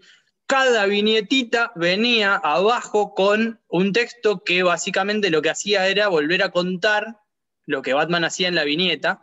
Entonces eso hacía que en el dibujo se produjeran un montón de elipsis, porque para llegar a construir un relato más o menos largo, ¿sí? No había, eran pocas, bueno. Entonces lo que hace acá, a ver, yo tengo una que está muy buena, esta página, y les voy a compartir para que vean cómo cuenta. ¿Sí? Incluso hasta uno podría decir que es medio cinematográfica. ¿En qué sentido? En que arranca como con una viñeta larga, con un plano muy general, ¿no? Ubicando la acción en donde ocurre. Acá sí labura los fondos, ¿sí? Por lo menos en la primera viñeta. Entonces viene Cráneo caminando, en la segunda viñeta Cráneo llegó. Fíjense el silencio que se hace en la tercera viñeta, que está bueno porque marca, hay un aire, hay un espacio ahí de ruido en el que aparte él se toma el tiempo de mirarla, pero ella está por preguntarle cómo está Corto Maltés, digamos, no se lo pregunta enseguida, ¿no? Como en una película ese sería un momento medio muerto, ¿no? En el que uno dice, bueno. Y en la viñeta siguiente, de vuelta, el tipo se sienta y no dice nada. Ni siquiera le responde. Le responde en la viñeta siguiente, en la página siguiente, él dice que está bien. ¿Cómo va a estar Corto Maltés? Bueno. Sí. Viendo esta página, que les voy a compartir de vuelta, digo, pensando en cómo es que la historieta ocupa la página, cómo es que la balada del Mar Salado en general ocupa la página, ¿sí? Ustedes pueden haber leído cualquier historieta, pueden haber llegado a leer alguna historieta que tenga todas las viñetas regularmente, ¿no? Distribuidas regularmente, entonces, no sé, tenés 3 historietas tres viñetas arriba, 3 viñetas en el medio, 3 viñetas abajo. Acá eso no tenés ese nivel de regularidad, pero sí tenés 3 tiras, ¿no? Como arriba, al medio y abajo. Esa distribución en 3 me parece que no se rompe nunca, salvo cuando en algún momento que haya que destacar mucho algo, pero en general lo que pasa es que está todo narrado, todas las páginas están distribuidas de esa manera. 3 tiras, después tenés, no sé, ahí en esta, el plano de cráneo es una viñeta más corta que la otra, en la que trata de mostrar un poco más a Pandora como está tirada en la playa, ¿no? Los dos planos cortos de las caras son viñetas angostas, primero porque el anterior es grande, pero también porque para cerrar, digamos, la descripción sobre las facciones de ellos. La publicación original, pregunta Iván si la publicación original era en páginas completas como estas. Yo me enrosqué en buscar eso y no encontré, digamos, creo que sí. O sea, encontré un repositorio que tiene por lo menos las portadas de la revista Sargento Kirk. No me bajé ninguna, creo que no estaban para bajar, pero por lo menos, digo, está... es una revista de formato apaisado, digamos, distinta de Patoruzú, que lo estoy usando de ejemplo para todo, pero me parece que la tienen que haber visto, que Patoruzú está como... no sé cómo se llama eso. Así que yo me hago esta pregunta, o sea, sí es probable que la publicación haya tenido las dimensiones de la página hayan sido esas. Lo que no sé es si con el tiempo no le sacaron, digamos, en ediciones subsiguientes, no le sacaron los racontos que ponían al principio de los capítulos, ¿sí? Que es algo que pasaba. Yo después, bueno, tengo una edición muy linda del Eternauta, porque al Eternauta le metieron muchísima mano para las ediciones subsiguientes. Y lo que hicieron fue sacarle, o sea, como el Eternauta se publicaba en 8 páginas por semana, al principio del capítulo te ponía, bueno, estaba Juan Salvo y tal otro adentro de la casa y empezó a nevar y se murió tal otro. Bueno, ¿no? Como te hacía el Prigius León, digamos, de las series, te lo hacían en una viñeta. Eso en algún momento se empezó a sacar para que el libro tuviera más forma de libro. Entonces eso hace que tengas que rediseñar las viñetas. Yo eso no sé si pasó con la balada del mar salado. Es muy probable que sí, pero no pude conseguir, digamos, las páginas originales. Dice Pali, había mucho y la cantidad de texto, algunos globos es muchísima, por lo menos comparada a las historietas argentinas más actuales. Sí, hablan muchísimo. Pero viste como que hay un desbalance, o sea, hay momentos en los que hablan un montonazo y tenés cabecitas así chiquititas y globos de texto gigantes en una viñeta, y después hay momentos en los que nadie dice nada. Y por ahí tenés una página en la que, no sé, está el monje cabeceando un árbol y gritando no, pero no hay un globo de texto, dice no, como raro. Ahora sacaron una edición diagramada en forma... del Eternauta, sí. Yo no la vi y no la quiero ver, la de la edición del Eternauta, pero lo vamos a dejar ahí. Aparentemente Doello se apuró a sacar ediciones del Eternauta nueva porque los derechos los compró Planeta. Porque van a hacer la serie, eso me dijeron. Bueno. Mira, acá la de Clarín tiene 4 filas de viñeta y no 3, los cortes son diferentes. Bueno, ahí está. Yo tengo, la de, a ver si se ve ahí. Yo tengo la de la revista Enie, y sale así. No sé en qué idioma hablan, maoríes, italianos, alemanes, ingleses, esperanto. Andás a ver, ese es un... chao Franco, nos vemos la próxima. Esa es una gran pregunta, digamos, para hacer ahí, sobre el idioma que hablan los personajes. Bueno, entonces, porque hablando, a ver, hablando de la regularidad de la página, por lo menos de la edición, la que tenemos acá, que tiene eso. Pero, por ejemplo, ¿no? Me enteré. Los que leyeron la edición digital pudieron ver la carta que está publicada al principio. Los que tenemos la edición de la revista Enya no está, y me parece que la de la Biblioteca Clarín de la Historieta tampoco está, esa carta, que les quiero leer porque tiene que ver con algo que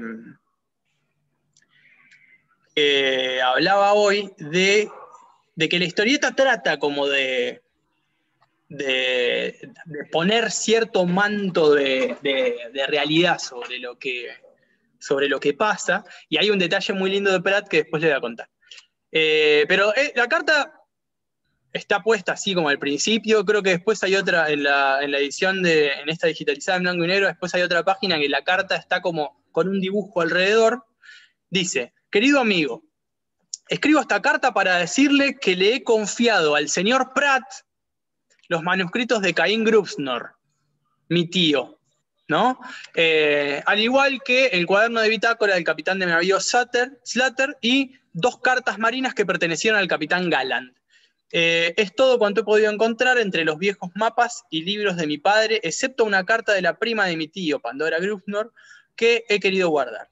La carta en sí misma no tiene mucho interés para la historia que usted quiere publicar, solo tiene un valor afectivo para mí. Le transcribo un breve pasaje que puede interesarle, es este. Si ves a Caín, recuérdale que no se olvide de enviarme las cartas que espero. Dile que los niños están bien y que Pamela no para de recordarle que venga.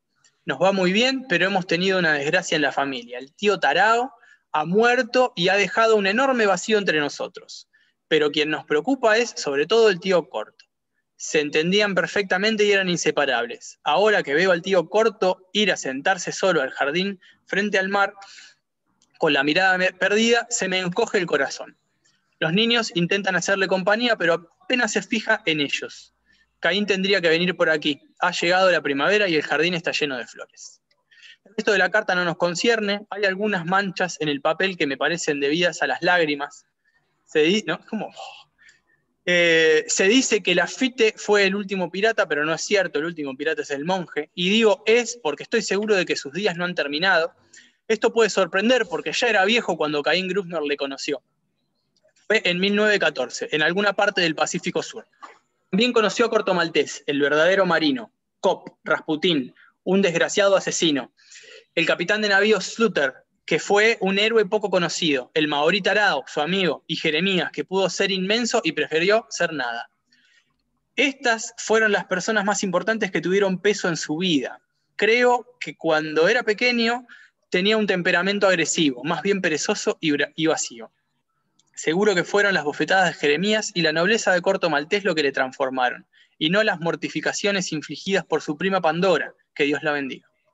Esta es una historia real y nunca hubiera aceptado hacerla pública si el señor Pratt no hubiera insistido tanto en que le contase todo. Termino la carta. No olvide que aquí siempre le esperamos. Suyo, R. Obregón Carranza, Viña del Mar, Chile. La firma dice Raúl Obregón Carranza, en fin. Bueno. Porque la carta, hay algo que me hizo reír, la carta que me hizo acordar al Quijote. Entonces me puse a buscar, porque si ustedes leyeron el Quijote, alguna vez, no como yo, en el Quijote hay toda una cuestión sobre que la verdad del texto, digamos, el texto es un manuscrito encontrado de un autor árabe que se llama así de Hamete, y después, bueno, hay todo un rastreo de los manuscritos, y entonces hay como toda una autorización, una cuestión de que lo que dice es verdad, ¿no? Que esos manuscritos son de la historia. Entonces estuve buscando, y resulta que Pratt dice que a él no le interesa mucho, o sea, que le interesa como mezclar, que no parezca todo mentira, dice, y se emparenta con Borges. Dice: Borges y yo usamos la misma técnica, una mezcla inextricable de verdad y mistificación, personas reales y personajes ficcionales. yo cuando leí esto dije, se pone ahí como con Borges, pero claro, igual, a ver, es lo que haría cualquiera que escribe en la misma época que un escritor. Digamos, yo hoy puedo decir, no, Aira y yo tal cosa. Aira está produciendo, no sé, todavía no está tan canonizado como Borges ahora. Pero bueno, Prat venía de leer a Borges en Argentina también, digamos, eso me interesa establecer, como el vínculo ahí con la tradición argentina, y después ver cómo funciona eso en el texto, más allá de lo que les decía hoy de si la anatomía de los personajes es como más parecida o menos parecida a la anatomía humana, sí, no sé, la física de los barcos hace que se hundan y no, cuando les pegan un cuetazo no se vayan para arriba, ese tipo de cosas. Después utiliza como otros mecanismos que son medio clásicos, digamos, como, no sé, poner fechas, dar cuenta de los lugares, de que sean lugares históricos comprobables, pone mapas incluso. Hay 2 mapas, que son los que después Humberto Eco le saca el cuero y dice, no, bueno, no están tan bien los mapas porque Humberto Eco sabe más, ¿no? Pero están los mapas ahí. A ver, que los tengo acá. Bueno, después les muestro los mapas. Ya los vieron igual si tienen la historieta porque los mapas están como intercalados ahí en la narración. Otra cosa que a mí me parece como muy potente es darle a algunos personajes nombres de personajes históricos, ¿no? Eso de ponerle Rasputín, ponerle Caín, ponerle Pandora, como que tiene algo. Yo nunca supe cómo leer, o sea, en algún momento cuando era más pendejo yo pensaba que el Rasputín de Corto Maltés era el mismo Rasputín de la Rusia de los zares. Y después fue, no, bueno, no es el mismo, pero igual el nombre dice algo ahí. Sí. Lo del manuscrito hallado y confiado del autor también lo ubica en relación con mucha literatura y Borges entre otros, dice Karina, sí, totalmente. Después sí incluye personajes reales como Butch Cassidy que aparece en Tango, claro, sí, después empieza se da cuenta de que puede vincular con otras cosas. De todas maneras acá ya está funcionando algo de eso, porque en el medio se declara la Primera Guerra Mundial, o sea, más allá de quiénes son los personajes, eso funciona piola. Y después también que hable que hable de literatura, o sea, que no lean otra cosa que literatura, que la misma literatura que podemos consultar nosotros, por ejemplo, ¿no? Bueno, a ver.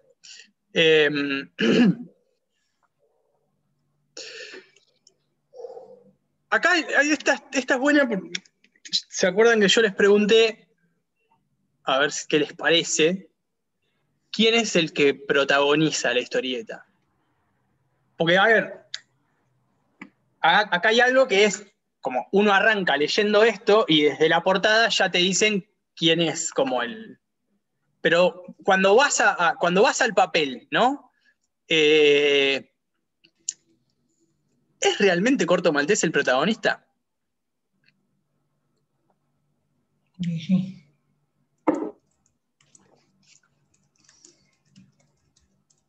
Pandora, ¿sí? A ver, dice Iguán, después de tu pregunta me di cuenta que la historia podría llamarse como casi cualquiera de los personajes. Claro. Es por lo menos al único al que no pueden matar, evidentemente. Claro, sí. Bueno, Corto tiene esa cosa indestructible. A ver, también está el hecho de que es la primera historieta, ¿no? De una serie que después se terminó transformando en una serie de no sé cuántas historietas, son varias. Pero sí, me parece que es lo que hoy se le dice protagonismo coral, ¿no? Es como que uno puede ir rastreando, no es solamente Corto. Corto, incluso el mismo Prat dice que Corto le sirve de excusa. Es como el Virgilio de su lector, ¿no? Es como el que acompaña al lector en la trama. Por supuesto que no es... bueno, se aburrió. Por supuesto que no es solamente un personaje que mira, ¿no? Corto hace cosas, define cosas, defiende gente, salva a tal, bueno, se boxea con Rasputín, qué sé yo. Pero, digamos, la importancia que tiene Pandora, por ejemplo, es tremenda. Y eso es algo como bastante importante. Sin entrar a decir, no nos vamos a llenar la boca, a decir que es una historieta feminista, pero digamos, hay algo que es cierto, que parece que es cierto, por lo que me estuve informando, y es que la historieta italiana no estaba muy acostumbrada a que personajes femeninos tuvieran la centralidad que tiene Pandora en esta historieta. Después pasa que, a ver, con Pandora, ¿qué genera en una historieta en la que hay 5 personajes masculinos de importancia y ella en el medio? Y hay un par que se enamoran, por supuesto, digamos, y se pelean por ella, digamos, todo eso es como muy de manual, muy cuadrado. Pero de todas maneras también hay como, a mí me parece que hay cierta potencia en Pandora, en términos de que ella igual hay cosas que las decide y las decide. Digamos, no es un personaje femenino sumiso, no sé, no me parece eso. Después, si quieren, lo charlamos. En fin. Bueno, después, entre los personajes, ¿no? Está Corto Maltés con Rasputín, que tienen esta amistad medio rara, que se odian, pero... Ale dice que el personaje principal es el irreemplazable. ¿A quién podés sacar y la aventura no cambia? Y un protagonismo femenino. Claro, Valentina de Guido Crepax, no sé si no es un poquito posterior, pero bueno, igual de todas maneras estamos ahí en los 60. Una historieta muy linda, Valentina. Además de que no solo es un personaje femenino principal, o sea, ella sí es la protagonista de su historieta, sino que debe ser una de las primeras prostitutas protagonistas de una historieta. Está re buena, es como muy linda dibujada. Si tienen ganas de buscarla, o si las quieren, me avisan y yo se las paso.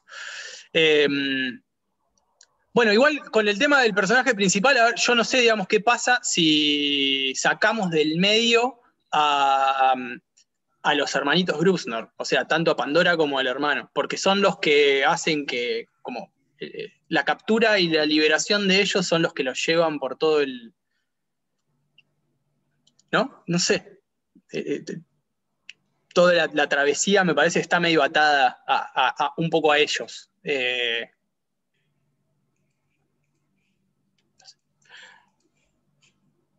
Bueno. Después, una cosa que sí, de las cosas que señala De Santis que sí me parece interesante es, bueno, esos centros vacíos que atraen la atención en la historia, que son la amistad de Corto y Rasputín, o la identidad del monje, que te genera como una tensión, te va generando tensión alrededor de la identidad del monje. ¿Cuánto tiempo? No sé, como la mitad de la historieta, hasta que sabemos quién es, ¿no? Y además, o sea, no solo porque están todos diciendo, no, porque el monje que es inmortal y que es un pirata conocido y que tiene súper fuerte, no es como que se construye ahí una figura medio extraña, sino además también cómo está dibujado. O sea, a mí me parece como una tomada de pelo que el tipo tiene la capucha y una mancha negra en el medio. O sea, nunca te entra luz ahí.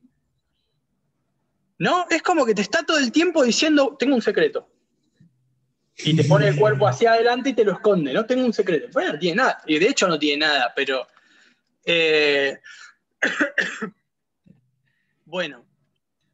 Así que nada, a mí todo lo que gira alrededor del monje me gusta, digamos, porque es como que hay una cosa de que, bueno, si en esa historieta que se está empezando a escribir, si algo falla todavía tengo al monje, que es como la pregunta que aparece, ¿no? Porque están todos pendientes de qué carajo va a pasar con el monje. Y la libera, digamos, pasa la mitad de la historieta y revela quién es el monje, porque ya después tiene como otra trama que le da envión para seguir, ¿no? Bueno, y una última cosa más que también me interesa, acá, mirá. Perdón, que yo fui charlando conmigo, además de charlando con ustedes, pero me acordé de que tengo porque yo me había separado unas páginas para mostrarles. Esta es una de las primeras veces que aparece el monje. Y es una mancha negra, o sea, le puede llegar a hacer un plano corto al tipo y va a ser una mancha negra en la cara. Y además fíjense que en esta, por ejemplo, el fondo está re bien trabajado, ¿no? Por lo menos en tres viñetas el fondo está muy bien trabajado. Y el monje no es que habla un montón. Está como en tensa calma todo el tiempo. El monje es un sacado. Eso sí es como... Eso sí es como importante. Y una cosa que a mí me gusta... Bueno, lo de la biografía de Corto Maltés lo comenta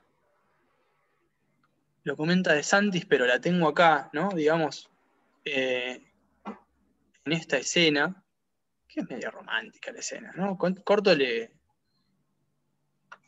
hace ojitos a Pandora, bastante. Y esta está buena porque ese diálogo que es como súper potente para la biografía de Corto está en un plano recontra lejano del barco, en el que están ellos.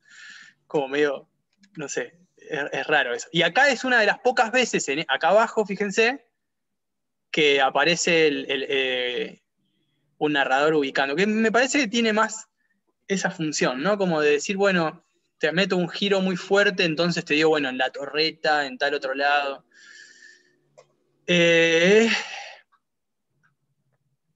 ¿Por qué tenía esto yo? Bueno, acá, esta es un poco... esta me gustaba porque me parece un muy buen resumen de la amistad que tienen Corto y Rasputín, y algo que arrastra a Rasputín por lo menos desde la mitad, desde que deja de matar gente, que es más o menos para la mitad de la historieta, que empieza a decir, che, yo quiero tener amigos, pero nadie quiere ser amigo mío, ¿qué pasa? Capaz que Corto, ¿no? Corto le dice, bueno, capaz matas mucha gente, loco. Ahí teníamos los silencios del Mon. Esta página está buena. Acá vienen de un naufragio, ¿no? Caín medio que se repone, llega a la isla, y fíjense lo que dice, uy, un caníbal, ¿no? Entonces como que se asusta, dice, va a ser un caníbal aparte. Lo que vio al tipo es a un maorí, pero él dice un caníbal. Entonces, bueno, como el caníbal se está muriendo, él lo saca del agua, lo arrastra, y cuando el tipo está más o menos entero, se sorprende de que el caníbal no se lo comió, y lo que hace Tarao es tirarle una cita le contesta la cita de Robinson Crusoe, ¿no? Ahí hay como una cuestión de que el otro, ¿no? Acá, como hay se cruzan muchos extraños. El otro nunca responde de la manera en la que los personajes prevén que les van a responder, ¿no? Siempre está como se sorprenden de que Cráneo es inteligente, aunque es negro, ¿no? Bueno, se sorprende de que sea un maorí y no se lo coma. Muchos se sorprenden de cómo reacciona Pandora ante un montón de cosas siendo mujer, ¿no? Como hay esa cosa de la traición de las expectativas, me parece que funciona un montón, y que me parece que también funciona al mismo tiempo en el nivel de lo que la historieta quiere hacer con nosotros, ¿no? Como, bueno, te vende una aventura, historieta en el mar, la aventura de los piratas, qué sé yo, y termina como siendo un poco otra cosa. Así que bueno, a ver. A Tarao, los blancos de la historia lo subestimaron todo el tiempo hasta que sus capacidades como navegador, cuando se unió a la milicia de Nueva Zelanda. Sí, esa parte en la que el tipo maneja la piragua está buena y lo súper reivindica. Y lo otro que también está, a ver, más allá de las expectativas que los personajes tienen de sí mismos, de los otros personajes, la historia también la narración nos crea a nosotros una serie de expectativas que después, tipo, no sé, viene el teniente de navío Slutter, ¿no? Y parece medio malo y qué sé yo, pero después termina entregándole a Corto la carta que le sirve para que suelten a Pandora y a Caín, digamos. Está bien que, bueno, lo hace porque se enamoró y se sacrificó por la gente, qué sé yo, tiene esa cosa así de ir al muere, pero Pero bueno, nada, es como que hay una expectativa. Lo mismo pasa con lo que venía hablando hoy del monje, ¿no? El monje que parece que es inmortal, que tiene mucha fuerza y qué sé yo, y después termina siendo un loquito.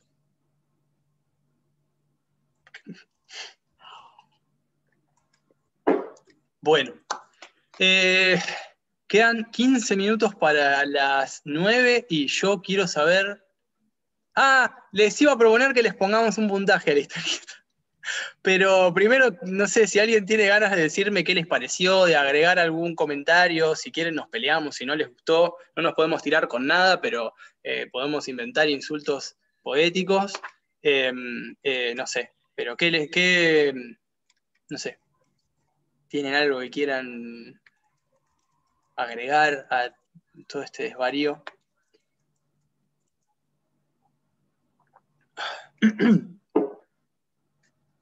Porque si no, le ponemos un puntaje y después hago un promedio y queda, digamos, que el veredicto del colectivo. Hacemos un veredicto colectivo.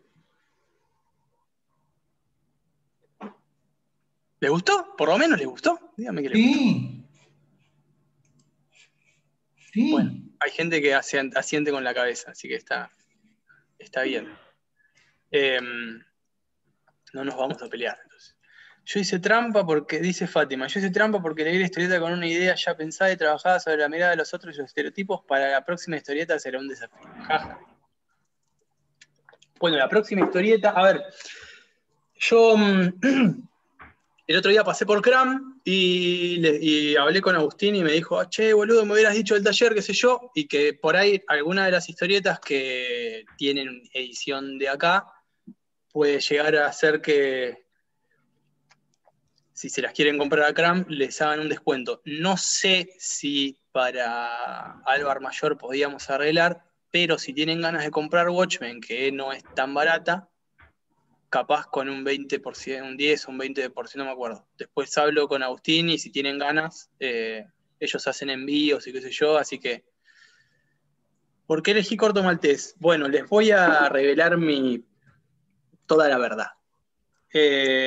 Hace rato que vengo pensando en cómo encarar un taller. Debo tener entre 3 y 4 planes, digamos, de selecciones de lecturas y qué sé yo, y esto fue porque me encontré un libro de un crítico francés que a mí me gusta mucho, que se llama Thierry Gronstein, que no sé leer en francés, lo encontré en inglés, y es un tipo que, bueno, el libro lo que hace es... hace básicamente el capricho de mi taller, que es elegir una historieta por década, ¿no? Y analizarla. Entonces, y bueno, la primera que elegía era Corto Maltés y la balada del mar salado. Entonces dije, bueno, sí, puede ser, porque aparte yo mucha historieta muy vieja no manejo, entonces me pareció que estaba piola para arrancar por ahí también para ir viendo, porque eso también puede ser algo que veamos con el correr del taller, que es cómo van, no sé, esto que decía hoy Pali de la cantidad de texto que tiene Corto Maltés. A mí me pasa eso con el Eternauta, por ejemplo. Tiene un montonazo de texto y hoy, digamos, uno se sienta a leer una historieta más o menos actual y tienen bastante menos texto. Es como que el dibujo soporta mucho la carga de la narración en general. Entonces, nada, eso me parece que ese corte histórico así medio caprichoso puede llegar a venir bien para sacar alguna conclusión al respecto, si funciona. Así que bueno, eso. No, si quieren el libro se los paso, está bueno. Lo tengo en EPUB y en PDF también, me parece. Bueno, no importa. Y no es muy complicado, digamos. Lo único que tiene es que está escrito en inglés, pero no flashea muchas cosas. Está piola lo que hace. A mí personalmente, dice Juan Cruz, me gustó mucho, sobre todo el personaje de Corto, pero tengo debilidad por los personajes cancheros que se lo saben todas como él. Bueno, es que tiene ese atractivo Corto también, y me parece. Sí. Lo que decía Cronstein, que por ahí yo de Corto leí lo que sacó Clarín en la biblioteca esta de la revista Enie, y Cronstein señala algo que puede estar bueno, que por ahí al principio no tanto, salvo esto de la línea de la fortuna que se hizo en la mano, pero ese componente esotérico empieza a crecer muchísimo más a medida que avanza la historia, o sea, con cada capítulo nuevo de la historia de Cort. Yo después me acordé de una parte de las Helvéticas, que es muy lindo libro, que le dedica un montonazo de tiempo a un sueño. Y bueno, y el sueño tiene una importancia, bueno, la importancia de los sueños en general, ¿no? Pero bueno, le da una importancia muy, muy grande al sueño. A ver qué dice Iván. Yo tardé más de lo que esperaba leerla, agarrás una de Marvel de ahora y te lees 4 hojas por minuto, no te duran nada. Bueno, ahí con ese tema también me parece que tiene que ver con la época, con la cantidad de texto que había. Ponele, en los 70, acá estaba la editorial Columba, que hacía unas, tipo la revista Fierro, ¿no? Una revista de antología, y también con un montonazo de texto. ¿Pero por qué? ¿Por qué? Porque el proyecto, el mandato de Ramón Columba, que era el dueño de la revista, es que el obrero que la fuera a comprar tenía que poder leer la historieta en el tren, desde que salía de su casa hasta el trabajo, y cuando volvía del trabajo hasta su casa. Entonces la historieta tenía que durar. Pero hay una cosa ahí con la cantidad de texto y el tiempo de lectura que lleva, que es, digamos, como una cierta asociación de la historieta con la clase obrera, si quieren, ¿no? Y esta cosa de hacer durar el entretenimiento, que me parece que para los 90 empieza, para los 80 ya se está rompiendo, pero para los 90 es más claro cuando lleguen a Jimmy Corrigan. Se va a notar más, que se empiezan como a redescubrir el valor de los silencios, ¿no? En los 90 empiezan a aparecer también proyectos de historieta abstracta, ¿no? Que como revaloriza como una cosa de los diseños de la página, de lo que pasa con las cosas adentro de las viñetas, y no tanto lo que los personajes dicen. Pongamos puntajes. Bueno, corto es Chad, es así. Sí. Leí por algún lado después de leerla que es notable la influencia de Corto Maltese en personajes como Han Solo y Spike Spiegel. Sí, puede ser. Es un personaje re importante para...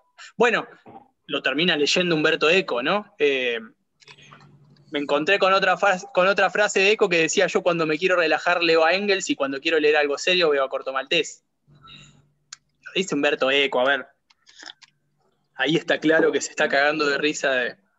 La intención es evidente, que no cree eso. Él no cree eso, pero no importa, es como se está haciendo loco con Corto Maltese. Leyó Corto Maltese, Umberto.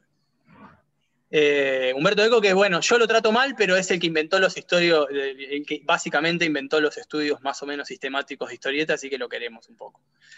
Recomiendo el documental francés Trazo a Trazo. Yo lo busqué, el documental francés ese, y no lo puedo encontrar porque no tengo cable, pero tengo muchas ganas de ver Trazo a Trazo, porque me interesa saber de la vida de Prat, pero lo busqué en Torrent y no lo encontré, así que si en algún momento lo llego a encontrar, o lo llegan a encontrar ustedes, me avisan.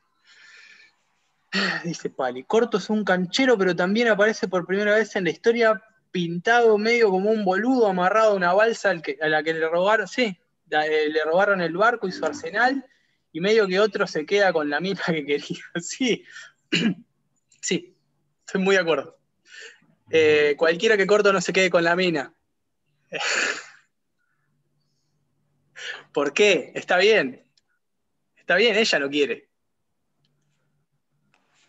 En la medievalística Eco también bardea a todos, lo bancamos. Sí, re. Yo en algún momento tuve un delirio y quise leer Signo, y es un libro de Umberto Eco, muy de semiología, es un embole, pero me hacía reír porque era como es un tipo que se pone picante en un texto denso de semiología, o sea, es como divertido. Bueno, siempre le creí a Eco cuando halaga a Prat, pensé que eran amigos. Es probable, ¿quién te dice? No sabemos.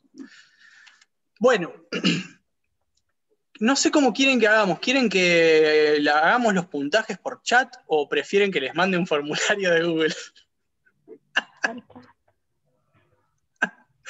No, hagámoslo por chat, ya fue, lo resolvamos ahora. Sobre 10, sí, hacemos un sobre 10. La joda es que el chat después no va a quedar grabado. Esto lo puedo descargar. Save chat, sí, listo, ya está. Antes de cancelar esto me bajo el chat, así puedo. Señora Saxe, cálmese. Póngale un voto. Bueno, a mí me gusta bastante. Yo le puedo poner un 8 también. Lo que pasa es que yo el 10 se lo reservo a Watchmen. Es lo que hay. Bueno, yo ya les advertí que Watchmen es larga y bastante densa, porque tiene un montón de texto, les va a llevar tiempo. Lamentablemente, o no, Jimmy Corrigan también lleva tiempo. Les digo porque, nada, si quieren ir ganando tiempo, o sea, la de Álvar Mayor se la van a leer en 2 tardes. Si tienen ganas de ir ganando tiempo con las otras, yo les digo nomás. Igual. Bueno, sí, acá me dicen es muy difícil esto de venderse uno mismo, pero nada, esto es laburo y si tienen ganas de reconocer eso, no tiene que ser ahora, no es necesario, pero ahí les paso el link acá. Ahí está, bueno, gracias Facundo. Si no pueden por cafecito, no sé, hay gente que ha tenido problemas, qué sé yo. Me invitan 2, 3, 5, 10, no sé, los que quieran, no hace falta. Les voy a volver a recordar la semana que viene, si no pueden ahora, si no pueden la semana que viene, no hay problema tampoco. Pero bueno, es la salida más adecuada que encontré a esto de tener que cobrar por lo que uno hace. Así que bueno. Giro postal. Señales de humo, si quiere. En realidad el problema con Cafecito, Carolina, acá el problema con Cafecito es que Mercado Pago también me cobra comisión. Pero igual no me importa, o sea, no hay problema, no pasa nada. Si no les paso un CBU, qué sé yo, para mí es más engorroso. Lo del Cafecito son unos clics, poner 3 números, ya está. Por eso, no hay problema. Así que bueno, ya está, eso. Les agradezco la paciencia, espero que no se hayan aburrido. Yo tengo calor, así que la próxima me voy a poner un ventilador al lado. Y bueno, después les voy a mandar en el mail siguiente, les voy a mandar a la CBU, así si tienen ganas, si no quieren hacerlo por Cafecito, hacerlo por CBU, me mandan por CBU. Bueno, les agradezco. Y el tema de la cuestión organizativa de hacer un grupo y eso, yo tengo el problema de que, a ver, me parece que WhatsApp puede llegar a tornarse medio invasivo. No tengo ganas de que sea invasivo para nadie, ni para mí, ni para ustedes. Lo mismo con un canal de Telegram, que de alguna manera es como un WhatsApp, y no sé si todos tienen, digamos. Lo del grupo de Facebook lo puse por una cuestión de costumbre, pero en realidad asumo que ya nadie usa Facebook. Y yo no me manejo mucho ni con Discord ni con Reddit. O sea, no conozco las potencialidades de cada plataforma, digamos, no sé muy bien. Y, digamos, lo que me interesaría es que sea un lugar en el que no tengan que poner sus datos de vuelta, pero medio difícil. O sea, es como... O hacer un foro en alguna plataforma de foros, un foro random, o hacer un Reddit también, que es como una plataforma de foros medio falopa, o seguir con esto de que les mando los mails y de última, no sé, lo decidiremos en conjunto la próxima, qué sé yo, no sé, vamos a seguir. Fíjense si hay algo que les convenza. Yo la verdad no quiero romperle las bolas a nadie, no quiero romperme las bolas a mí, entonces por ahora me parece que voy a seguir con los mails y si llego a encontrar algo que me convenza, les propongo armar alguna cosa. ICQ me parece que ya está discontinuado, señora. No sé si... Bueno, lo dejamos acá porque ya son las 9 y es probable que todos tengamos hambre. Yo tengo hambre. Así que bueno, nos vemos dentro de 15 días a las 7. Nada, gracias. Que estén bien. Nos vemos.